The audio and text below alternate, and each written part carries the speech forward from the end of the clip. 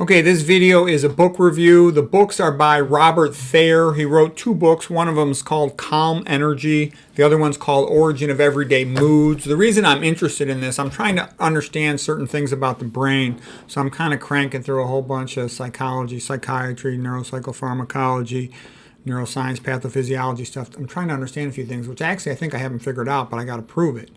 Okay, so anyways, this guy was a psychologist out of California, like Long Beach, and he wrote a lot about why do people have certain moods and what can they do to improve their mood. So we're going to come back to this graph right here and explain what it means. I just want to go into a little bit more of the text on, where his thinking is coming from.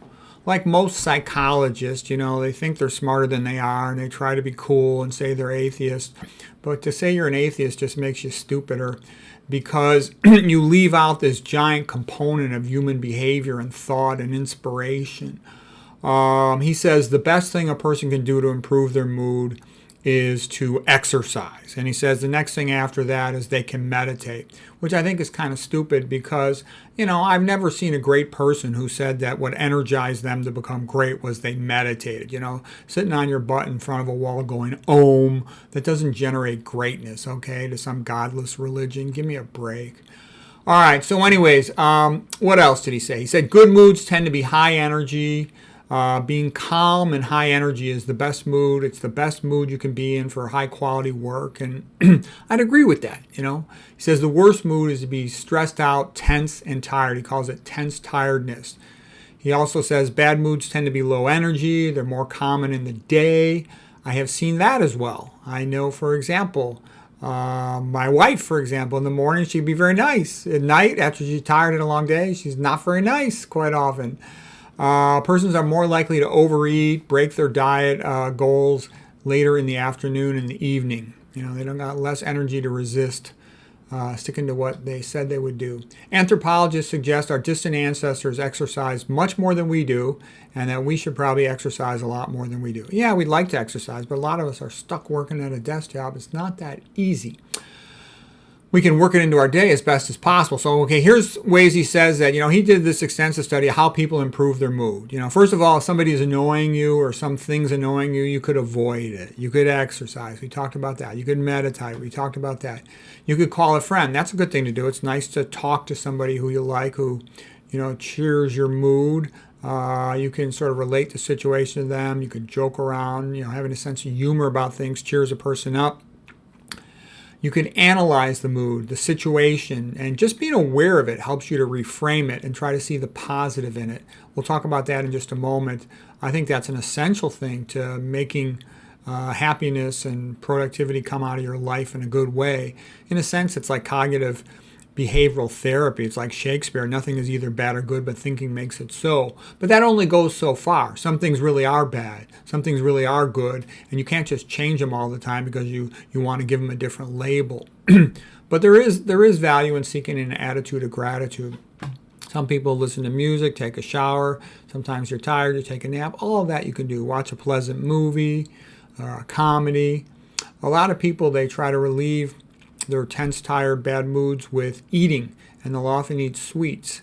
And they're sort of eating to regain their energy and also to cheer themselves up, the idea of comfort food.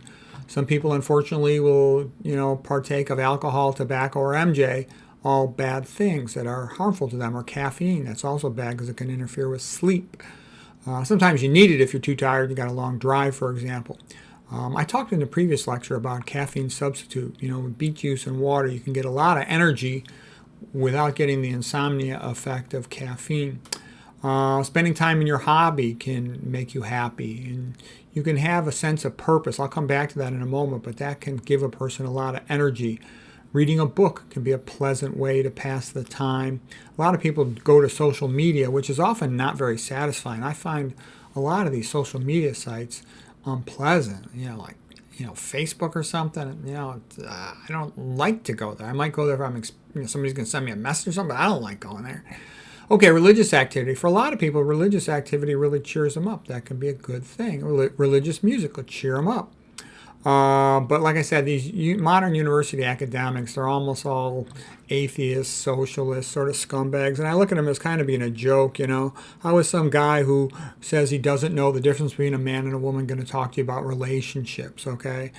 How's somebody who doesn't believe in God and thinks that humans are just talking monkeys, how is he going to help you find meaning in your life, okay? Give me a break. They're kind of a big joke. They go along with whatever little trend comes along. They don't have any ethical, moral foundation at all. That's why psychology and psychiatry are largely a joke.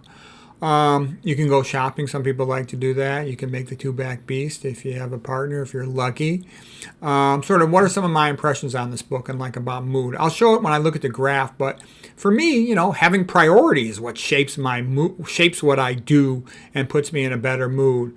So I sort of see it as my number one priority, let's say, is to provide for my family. So I have to work, and luckily I've got the energy and opportunity to do that.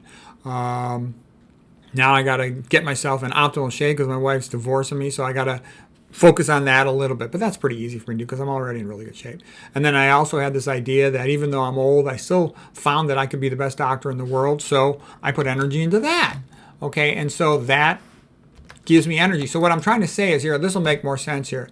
So this is where you want to be, sort of the calm approach to life, you know, peace of mind versus the tense and stressed out form of life. So the ideal mood is calm energy. You're calm. You've got a goal. Let's say my goal for the morning was to write a book chapter. I'm in a good mood. I've got the energy. And then other positive emotions will go with that. I'm optimistic. I know I've done this lots of times before. I'm pleased to have the opportunity to do it. I'm enthusiastic to be getting this all done and, you know, make it into another book. I'm grateful that I've got the opportunity and the ability to do this. Things could be much worse. I wish I didn't have to work about 4.5 days a week, but at least I don't have to work 7 days a week like a lot of people. I'm kind of content that at least I got something that I like doing, and I'm happy to have the opportunity. It's pleasant to do this. I'm in the zone. I'm in a flow when I'm studying challenging, interesting things. On the other hand, when you're tense and you're stressed out, as you know, you're being forced to do something you don't want to do. You're not sure you have the ability to do it, and then you're kind of disappointed, sad, and happy. How did I end up in this position? Why am I stuck with this? This isn't fair. Why do I have to stay late at work? All these emergencies come in the last 15 minutes before my shift is over, and then I'm stuck staying 2 hours late. So that's all like the negative thinking. And it can be okay if you got the energy to handle it, but the worst is sort of tense, tired. You know, everything's kind of going bad and negative, and on top of it, your energy is low, so you don't have much ability to deal with it. Okay, so anyways, what I'm trying to say is, if you reframe how you think about a situation, you can handle it better. So let's say I should be able to go home at such and such a time. But then, you know, all of a sudden through the emergency room, there's a couple of emergencies and I got to take care of them. And I'm like, oh, crap, this sucks. I'm going to be going home 2 hours later than I expected because I got a pile of emergencies in my last 15 minutes. But I'll say to myself, well, gee, I'm lucky to have a job where I get paid so well to take care of these emergencies. I'm glad that I have all these skills. I'm glad that I'm so good at this, and so I'll just get it done. I'm glad I have an opportunity to provide for my family. So what I'm trying to say is by getting into that mood, and who knows, I might find some interesting cases that I could teach with when I give my lectures. You know, when I give a lecture, you know, I give conferences and stuff, so that's okay. I'm helping out the other person, so I'm glad to help them. I like them. So anyways, what I'm trying to say is all of this reframing of stuff keeps the person pretty happy. And like I told you, like what my kids came up to me a couple years ago, and he says, Dad, why are you so happy? Out of all the people in the family, he says, you have the worst life, but you're the happiest person. About all you ever do is work at your hospital, and then when you come home, you just work all the time too. You're always writing a book or making your YouTube video or something. Why don't you go to the beach with Mom? I'm like, well, I don't want to sit all day in the sun. You know, I'd rather just go out in the backyard for 30 minutes if I need to get some sun. And he's like, well, why don't you, you know, do this or that? Go to a restaurant, go to a store. I said, I don't really like doing that. So anyways, what I'm trying to say is because I feel that I'm fulfilling my purpose, my destiny, if you will, I'm quite happy to do all the work that I do, even though I wish I didn't have to do as much conventional medical work. I wish I could work in teleradiology and this other stuff. And eventually I have this dream that I'll be able to work and do more research. And because I can figure out these brain papers, even though I work full time, I can figure them out better than anyone else. And somebody needs to do it, and I like doing it, so I'm happy to do it. So anyways, if you feel that you're fulfilling your purpose, your destiny, whatever that might be. It's meaning in life and all that that makes a person happy. And I'm also pursuing meaning in my life that, like I said, all the stuff I do on my YouTube channel, I think it needs to be done, and I'm happy that I got the opportunity to do it. That even though you have setbacks and frustrations and disappointments, you still feel that you made the best use of your time that you could, and that makes you happy, and that gives you a better mood, and that gives you energy, and that's all good. So anyways, that's how I kind of see it, that by reframing the positive with an attitude of gratitude, you increase your energy, you increase your resilience, you increase your ability to get stuff done, and you be happier. So that's all good. I mean, you do have to make some decisions up front. What is my purpose in life? What is it that gives meaning to my life? What is most important to me in my life? And you'll have to make decisions, and a lot of times it's not pleasant. It's like, Soren Kierkegaard's either or. You're either pregnant or you're not pregnant. And, I had to make the big decision about 12 years ago. Either I stay with my wife for the sake of my kids, or I keep my magnificent house, the best house in the whole world, because that's what I wanted to do. But I said my kids were more important, so I'll go with her to the house. And, and I think it ended up being better for the kids, so I'm glad for that. But it ended up kind of in a way being worse for me. So now I'm getting divorced, and it's my wife's house. So anyways, that's that. And you don't get everything you want. I mean, I wish you did, but you don't. I'm used to not getting everything I want. I'm used to being happy if I get half of what I want.